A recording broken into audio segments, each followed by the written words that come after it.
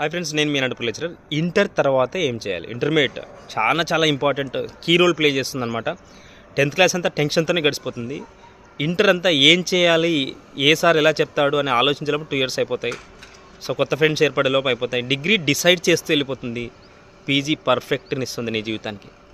So inter తర్వాత చాలా key role అనమాట నీ జీవితానికి. ఇంటర్ తర్వాత మనం బీటెక్ వెళ్తాము, అలాగే నీట్ రాసి ఇలా వెళ్తాము, మెడికల్ వైపు వెళ్తాము.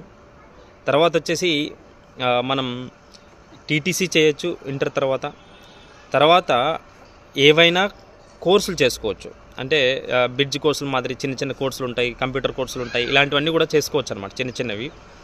సో ప్రధానంగా మనం 50% స్టూడెంట్స్ డిగ్రీకి వెళ్తారు.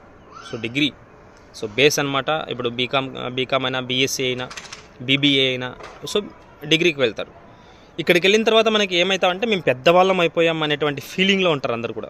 సో ఇంటర్ అయిపోయింది, ఇంకేంటర్ మనం మీసం తిప్పే లెవెల్ ఉంది మన దగ్గర. మీసాలు గడ్డలు బాగా పెంచుకొని బ్రహ్మాండంగా డిగ్రీలో జాయిన్ అయిపోతారు. అక్కడ సెమ్ సిస్టమ్ ఉంటుందన్నమాట. బీటెక్లో అయితే మనకి 4 years కాబట్టి 8 సెమిస్టర్లు. ఇక్కడ కూడా ఇప్పుడు డిగ్రీలో 4 years అంటున్నారు కాబట్టి ఇక్కడ కూడా 8 సెమిస్టర్లు.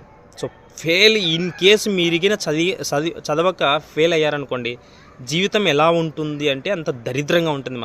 పక్కోడు కూడా మన వైపు చూడు, ఇంకా వాడితో నేను ఫెయిల్ అయిపోయాడని